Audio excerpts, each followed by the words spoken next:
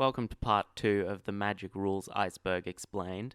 If you haven't seen part 1, there'll be a link in the description to check it out. Watching it is not strictly necessary to understand most of part 2, but it will give some additional context. Same disclaimer as last time. Although I have been playing Magic for a long time and have a pretty good understanding of the rules, I am not a judge, so it is possible that I will make some mistakes in this. I have tried my best to research everything thoroughly and make sure all my explanations are correct, but if I make any mistakes, please point them out in the comments. Also, I don't take any credit for creating the iceberg. A link to the original is in the description as well. With that out of the way, let's continue from where part 1 left off.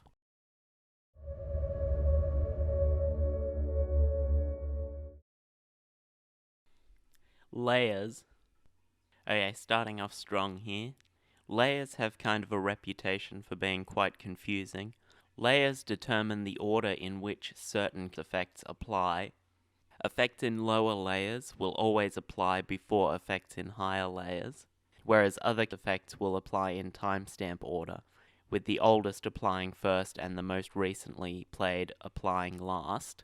Where layers most often matter is with abilities that affect a creature's power and toughness. So here's a simple example of how layers interact with modifying power and toughness.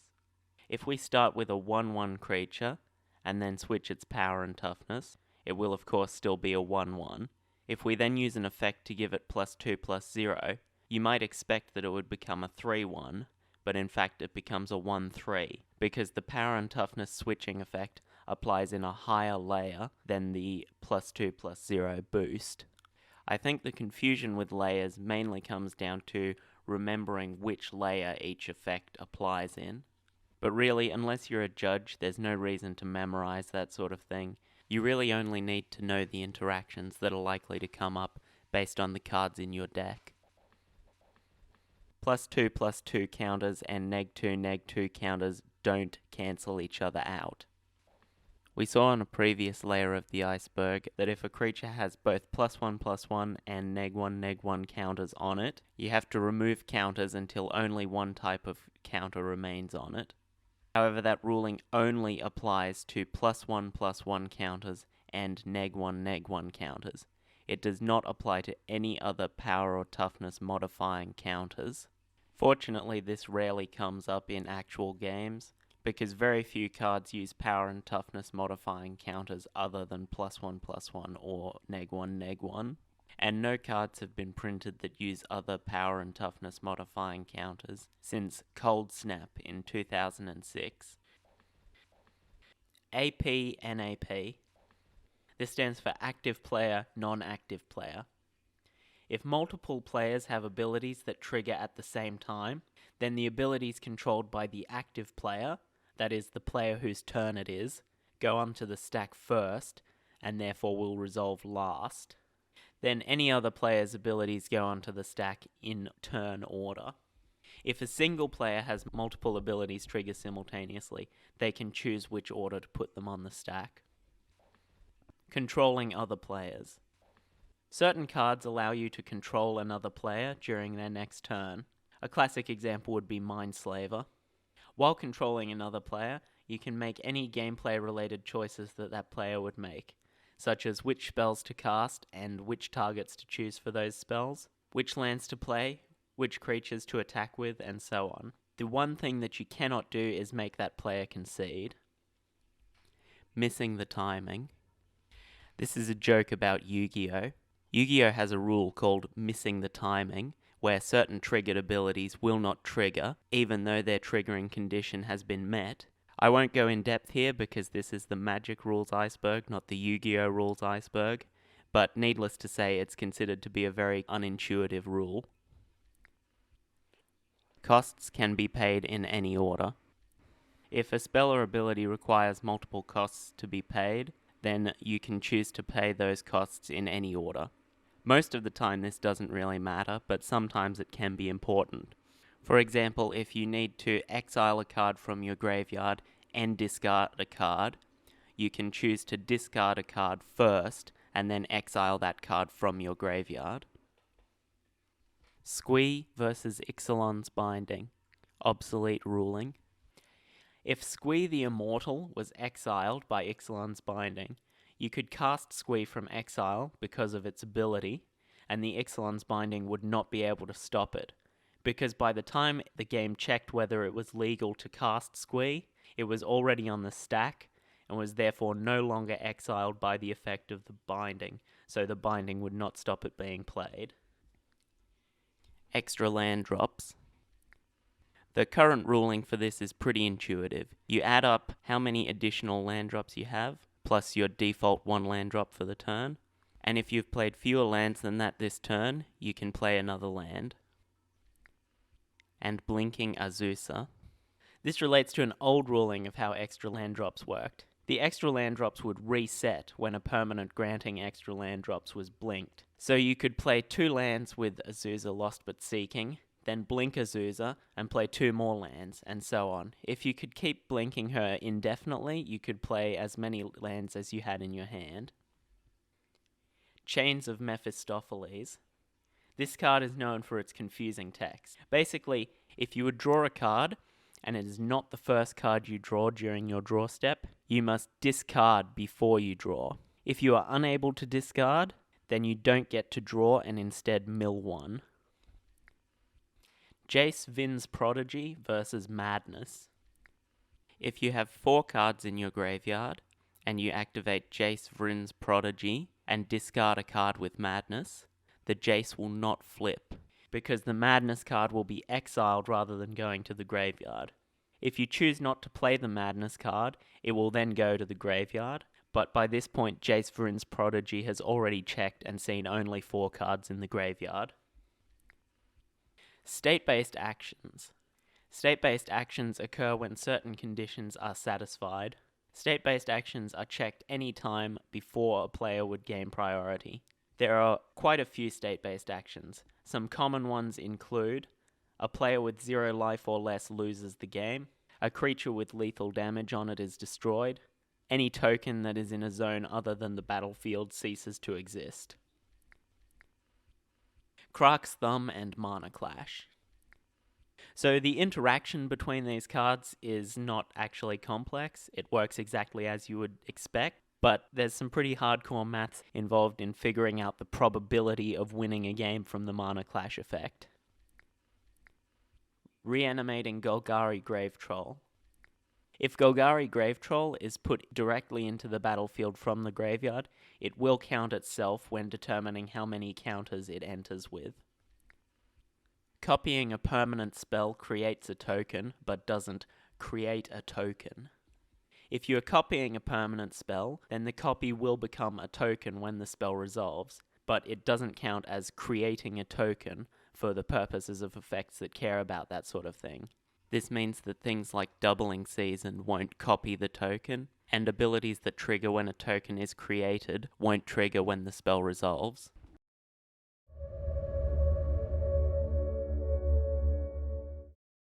Restarting the game. Khan Liberated has an effect that restarts the game. This is the same as starting a new game, except that the player who controlled the restart effect takes the first turn. Cards are drawn one at a time. An effect that causes you to draw multiple cards is identical to drawing a card multiple times. So, draw 3 cards is the same as draw a card 3 times. This is different from something like life gain, where gaining multiple life is considered a single action. Goblin Rabblemaster versus Phase Changes. If a player has a Goblin Rabblemaster in play, and the opponent wants to kill the Rabblemaster before it makes a token, they have to specifically state that they want to act in the main phase, otherwise it is assumed that they are acting in the beginning of combat step, by which point the ability that makes a token is already on the stack. Special actions. Special actions are certain actions that a player can take when they have priority. However, they do not use the stack and cannot be responded to. The most common special action is playing a land. Other special actions include turning a morph creature face up and paying 3 to put a companion into your hand, among a few others. A 2/3 Goifkin Survivor Bolt. If you cast a lightning bolt on Tarmogoyf while there are no instants in either player's graveyard, what happens is the lightning bolt resolves and deals 3 damage to the Goyf and immediately goes to the graveyard. After this, state-based actions are checked, but the lightning bolt is in the graveyard, so the Tarmogoyf now has 4 toughness and survives the 3 damage that's on it. Subgames. There is only one non-silver bordered card that can create a subgame, and that is Shahrazad, which is currently banned in all formats that it would otherwise be legal in. To play a subgame, players leave the current game where it is and start a new game using remaining cards in their libraries as their decks. No effects from the main game affect the subgame, and vice versa. Once the subgame is over, all players shuffle all of the cards from the subgame back into their library and resume the main game. Intervening if clauses. An intervening if clause is a condition on a triggered ability, beginning with the word if, that comes after the event that causes the ability to trigger and before the effect of the triggered ability. For example, on the card Colossal Majesty, the intervening if clause is if you control a creature with power 4 or greater. A triggered ability with an intervening if clause will only trigger if that condition is met when the ability would trigger.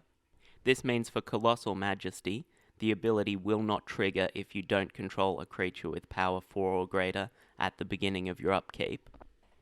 We can compare this with Abzan Beastmaster, which has an ability that seems very similar, but it does not have an intervening if clause, because the if occurs as part of the effect of the triggered ability. This means that the Abzan Beastmaster's ability will trigger at the beginning of your upkeep, regardless of whether you control a creature with the greatest toughness. And you can respond to the ability by increasing the toughness of one of your creatures in order to draw a card. Banding. Banding is one of the most confusing creature abilities of all time. One of the many things that makes it confusing is that it works slightly differently when attacking than when blocking. So when attacking, any number of creatures with banding and up to one creature without banding can form a band. When they form a band, the basic idea is that they attack as one. Any creature that can block any of them will block all of them. The advantage, however, is that the controller of the band gets to assign damage to the band, rather than the blocking player. When blocking, only a single creature needs to have banding, and any number of creatures without it. And again, the controller of the band gets to assign damage to the creatures, not the controller of the attacker. Layer 8. Layer 8 is the unofficial term for things outside of the layer system, which modify players or game rules. A classic example would be effects that modify a player's hand size. These effects apply after the final layer, Layer 7, hence the term Layer 8. Out-of-order sequencing. A player can do things technically in the wrong order as long as the end result is the same. The opponent may request that they do them in the correct order so that the opponent can respond at the correct time. For example, a player can declare some blockers, then animate a treetop village and declare the village as a blocker too. Technically, the player is supposed to animate the village before any blockers are declared, but out-of-order sequencing allows them to animate it after they have declared some blockers, because the end result of animating the village and blocking is the same. The opponent can ask them to do it in the correct order if, for example, they want to destroy the treetop village before it's able to block. Trinosphere always applies last. To determine the cost with a Trinosphere out, take the basic mana cost, add any additional costs, then apply any cost reductions. If the total mana cost at that point is less than 3, Trinosphere will make it 3. There is no way to reduce a card's cost to less than 3 mana while Trinosphere is in play. Planeswalkers versus Doubling Season. Doubling Season will double the number of counters that a Planeswalker enters the battlefield with, but it will not double the number of counters placed on the walker to activate its loyalty abilities. This is because placing the counters on is a cost, not an effect. Hallow targeting a creature spell. Normally when a card changes zones, it forgets everything about its previous existence. However, if you cast Hallow targeting a creature spell, it will prevent all damage that creature will do the turn that spell is cast, as it is still considered the same source of damage, even though it's now a different object. Spellskite can target any spell. Spellskite's ability simply says target spell, so it can target any spell, including spells that cannot legally target Spellskite, or even spells that have no targets at all. However, in that case, the effect will not do anything. Ante. Ante is a rule from the very early days of the game, which is technically still part of the rulebook, even though it is almost never used, and is never used at official tournaments. Essentially, Ante is playing for keeps. At the start of the game, each player puts the top card of their library into the ante, and the winner of the game permanently owns all cards from the ante. There were even certain cards in early sets that could force players to ante additional cards, or permanently gain ownership of cards from the ante.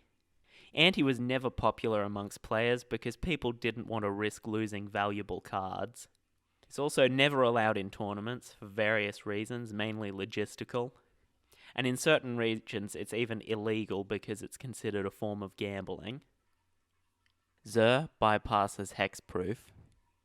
Zur the Enchanter has an ability that allows you to put enchantments directly onto the battlefield from your library. If you put an aura into play this way, you get to choose what it attaches to. You must choose something that the aura can legally enchant. However, making this choice does not target. So you can place auras onto your opponent's creatures that have hexproof, or onto your own creatures that have shroud.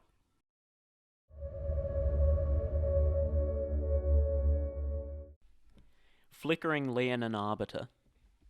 When a creature leaves play and then returns to play, it loses all memory of its previous existence. So if a player has already paid 2 to ignore the Arbiter's effect, and then the Arbiter gets flickered, they'll have to pay 2 again to ignore the effect from the newly flickered Arbiter. Rana versus Rest in Peace. Anytime a permanent dies, Rest in Peace replacement effect will cause it to be exiled instead, and since a permanent is being exiled, Rana will create a token. This makes the tokens effectively unkillable because anytime they die, Rana immediately creates another one. Steps of casting a spell. This is a bit of a long one. Most players shortcut these significantly, but technically the steps are: 1. Announce that you are casting a spell and put the spell on the stack. 2. Make any choices required, such as modes for modal spells, the value of X for X spells, etc. 3. Choose targets. 4. Divide any things that need to be divided between targets, such as damage or counters. 5. Check that the spell can legally be cast. If not, then return the game to the state it was in before casting the spell begun. 6.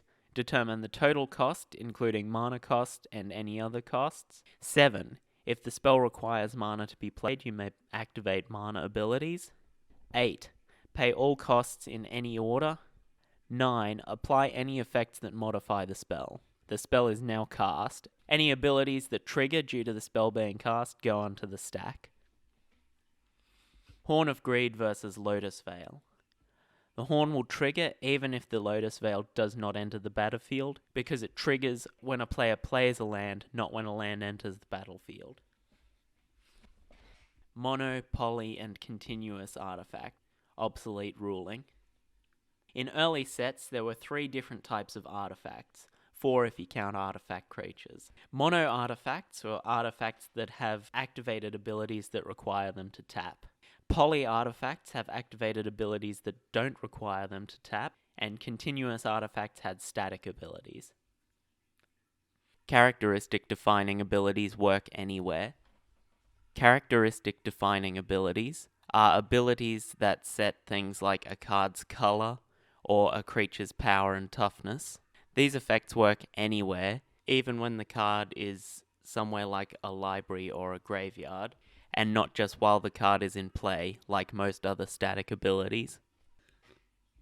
Layer 0. Layer 0 is an unofficial term referring to the characteristics given to tokens, since they apply before Layer 1 effects. Bands with other. Oh my god, fuck this ability. Bands with other is a more specific version of banding. Bands with other would always specify what the creature can band with.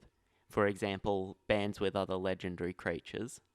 Creatures with bands with other can band with creatures that have regular banding, or with creatures that match the specified type.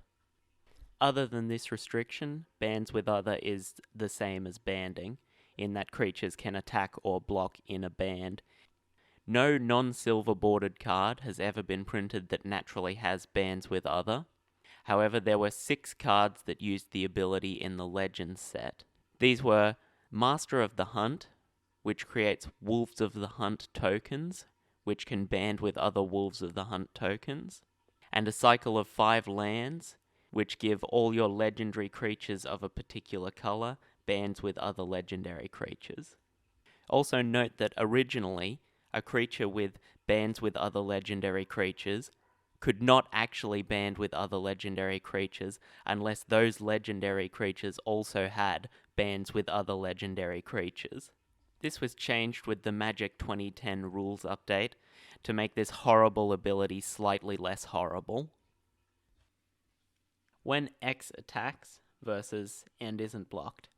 So these are fairly similar triggered abilities, except they trigger during different steps of combat.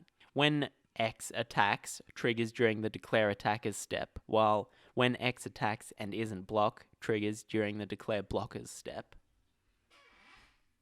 There is only one exile zone. Technically, there is only one exile zone, which all players share, unlike, say, library or graveyard, in which each players have their own library and their own graveyard. Reign of Gore. There's a very weird ruling with Reign of Gore that it does not prevent life gain due to lifelink, because it's not actually an ability causing life gain. Rather, the ability is modifying the damage so that the damage causes life gain. Costs get locked in. When casting a spell, the cost of the spell gets locked in before mana abilities are activated. For example, if you control a Goblin Warchief and a Skirk Prospector, you can declare that you're casting a Goblin spell. The cost will then be locked in, and you can sacrifice the Warchief for mana. Its cost-reducing ability will still apply because it was sacrificed after the cost is locked in. Detrimental triggers. In tournaments, there are different rules for handling missed triggers, depending on whether the trigger is detrimental or not. However, the problem is determining whether a trigger is detrimental. It sounds like it should be simple, and in certain cases it is, but in other cases it's not so clear-cut. If you have Dark Confidant in play, is that a detrimental ability? It could cause you to lose life, so it could be considered a detrimental ability. However, it also gains you card advantage, which is considered a good thing, so it is not considered a detrimental trigger. Checking last known information. If a permanent leaves play before an ability resolves, then the last known information can be used for that ability. So if you have a creature enchanted with Burning Anger, and you activate its ability, and your opponent responds to the ability by destroying the creature, when the ability resolves, it will still deal damage equal to whatever the creature's power was immediately before it was destroyed. Non-commanders in the command zone. With Mutate plus Leadership Vacuum, it is possible to put a creature in the command zone that is not your commander. However, you cannot cast any card from your command zone except your commander, so for most purposes this is basically the same as exiling a card. Maze of Ith at end of combat. After combat damage is dealt, there is the end of combat step. During this step, activated abilities can be activated, and any creature that attacked or blocked this turn is still considered to be attacking or blocking. Therefore, you can use Maze of Ith during this step on one of your own creatures to untap it after it has already dealt damage, thus giving it kind of pseudo-vigilance. Expansion Hoses. These were already mentioned in a higher layer. These are cards like Apocalypse Chime, which are designed as counterplay to cards from specific sets. Countering Demigod of Revenge. Demigod of Revenge's ability triggers when it is cast. Unless you specifically note that you are countering it after the trigger resolves, it's assumed that you are countering the spell while the trigger is still on the stack, which will then cause the demigod to be brought back as soon as the trigger resolves.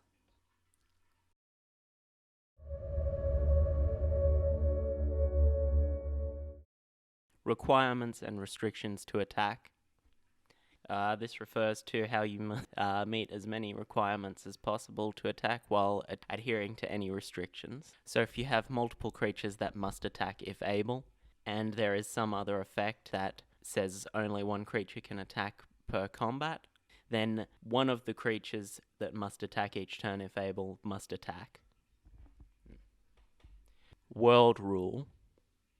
World Enchantment, originally known as Enchant World, is a type of enchantment that appeared in a few older sets. From a flavor perspective, they represent a location that the battle is taking place in. Since the battle can only be taking place in one location at a time, there can only be one world enchantment in play at a time. If a new world enchantment enters the battlefield, all previous world enchantments go to the graveyard. Control player effects overriding each other. If multiple player controlling effects are applied to the same player, then the most recent one overrides all previous ones. Gilded Drake. Gilded Drake is the only card whose effect will still resolve if its target is illegal. Its effect used to say it can only be countered by spells or abilities. Now it simply says the effect still resolves if its target is illegal. This is designed to prevent shenanigans that allow the person casting the Drake to retain control of it. Morphs and Mystic Forge. You can play morph creatures face down from the top of your library if you have Mystic Forge out, even if the front of the card is not colorless. This is because by the time the game actually checks that the spell can legally be played, it is already on the stack. Once a morph spell is on the stack face down, it is colorless.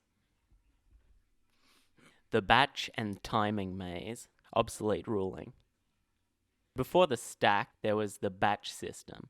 It was fairly similar to the stack in that it resolved last in, first out, but unlike the stack, once it started resolving, you could not add any new spells or abilities until everything had resolved.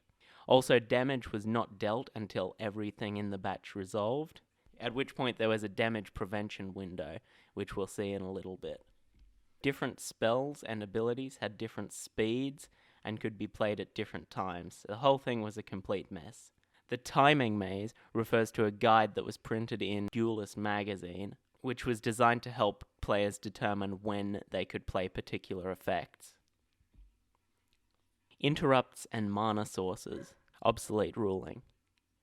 Interrupts and mana sources were card types up until the 6th edition rule change. Interrupts were like instants, except that they were faster. So while you could respond to an instant with another instant, or with an ability, or with an interrupt, you could only respond to an interrupt with another interrupt. Mana sources were cards like Dark Ritual that add mana to your mana pool. The timing on mana sources was the same as for interrupts. All interrupts and mana sources have now received errata to become instants. Taking your pants off is a special action. In Unglued, there is a card called Hurlone Wrangler, which has Denim Walk. This ability makes it unblockable if the defending player is wearing denim. Players wanted to know the rules about removing clothing to make it blockable, and it was decided that removing clothing is a special action. Only one main phase, obsolete ruling. Back in the good old days, there was only one main phase, and combat occurred within the main phase. Now, the combat phase is its own distinct phase, and there are two main phases, a pre-combat main phase and a post-combat main phase. Quicken versus Suspend. If you cast Quicken, you can then suspend as many sorceries as you want at instant speed. You can suspend a card at any time that you could play it. But since you're not actually casting a sorcery, it doesn't use up the effect of Quicken. So this effect will last until the end of the turn or until you actually cast a sorcery. Damage Prevention Window, obsolete ruling.